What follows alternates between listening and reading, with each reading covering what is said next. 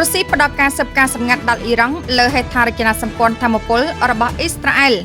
ប្រធានាធិបតីអ៊ុយក្រែនលោក Volodymyr Zelensky បាននិយាយកាលពីថ្ងៃទី5ខែមេសាថារុស្ស៊ីបានផ្ដល់ឲ្យអ៊ីរ៉ង់នូវការស៊ើបការពីផ្កាយរណបទៅលើទីតាំងថាមពលអ៊ីស្ត្រាអែលជាង50កន្លែងនេះគឺជាការអះអាងចុងក្រោយរបស់អ៊ុយក្រែនជាបន្តបន្ទាប់ថារុស្ស៊ីកំពុងគាំទ្រដល់ទីក្រុងតេអ៊ីរ៉ង់ Zelensky បានបង្ហោះនៅលើបណ្ដាញ Telegram របស់គាត់កាលពីថ្ងៃទី5ខែមេសាដោយចែករំលែកមតិដែលគាត់បានផ្ដល់នៅក្នុងបទសម្ភាសន៍ AP ដែលធ្វើឡើងកាលពីថ្ងៃសៅរ៍ថារុស្ស៊ីជួយអ៊ីរ៉ង់បើកការវាយប្រហារទាំងនេះគឺជាហេដ្ឋារចនាសម្ព័ន្ធស៊ីវិលដោយគ្មានគោលបំណងយោធាលោកបានបន្ថែមថានេះរំលឹកពួកយើងអំពីជីវិតនៅក្រោមការទម្លាក់គ្រាប់បែករបស់រុស្ស៊ីនៅអ៊ុយក្រែននៅពេលដែលពួកគេកំណត់គោលដៅបណ្ដាញអគ្គិសនីឬប្រព័ន្ធផ្គត់ផ្គង់ទឹករបស់យើងចាប់តាំងពីប្រតិបត្តិការអាមេរិកអ៊ីស្ត្រាអែលប្រឆាំងនឹងអ៊ីរ៉ង់បានចាប់ផ្ដើមនៅថ្ងៃទី28ខែកុម្ភៈអ៊ុយក្រែននិយាយម្ដងហើយម្ដងទៀតថារុស្ស៊ីកំពុងចែករំលែកព័ត៌មានសម្ងាត់ជាមួយអ៊ីរ៉ង់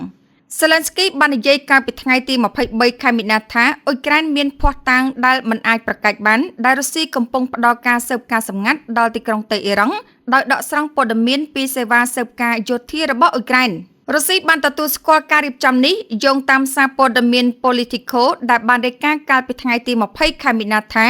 រុស្ស៊ីបានស្នើឲ្យបញ្ឈប់ការចែករំលែកព័ត៌មានសម្ងាត់ជាមួយអ៊ីរ៉ង់ជាថ្នូវនឹងការបញ្ឈប់ការចែករំលែកព័ត៌មានសម្ងាត់ជាមួយទីក្រុងគៀវការស៊ើបការសម្ងាត់របស់អាមេរិកគឺមានសារៈសំខាន់សម្រាប់កងទ័ពអ៊ុយក្រែនដែលប្រើប្រាស់វាដើម្បីកំណត់គោលដៅយោធារុស្ស៊ីនិងការវាយប្រហារដោយយន្តហោះគ្មានមនុស្សបើកនិងមីស៊ីលប្រធានាធិបតីអាមេរិកលោក Donald Trump កាលពីថ្ងៃទី7ខែមិនិនាបានទម្លាក់ចោលគំនិតដែលថាការចែករំលែកព័ត៌មានសម្ងាត់របស់រុស្ស៊ីជាមួយអ៊ីរ៉ង់បានបង្កការគំរាមកំហែងដល់សហរដ្ឋអាមេរិកដោយគាត់អះអាងថាវាមិនបានធ្វើអ្វីច្រើនទេ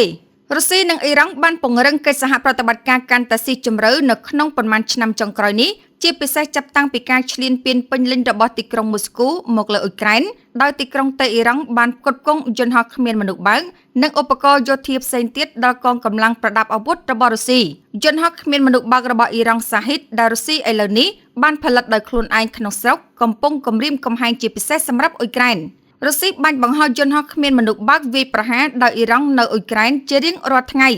ប្រទេសអ៊ីរ៉ង់បានកំណត់គោលដៅលើនាវាដឹកប្រេងដែលធ្វើដំណើរឆ្លងកាត់ច្រកសមុទ្រ Hormuz ជាមួយនឹងយន្តហោះគ្មានមនុស្សបើកសាហ៊ីតដែលបណ្ដាលឲ្យចរាចរណ៍ឆ្លងកាត់ច្រកសមុទ្រតូចចង្អៀតត្រូវដួលរលំខណៈដែលក្រុមហ៊ុនធានារ៉ាប់រងមានការប្រុងប្រយ័ត្នក្នុងការផ្ដល់ការធានារ៉ាប់រង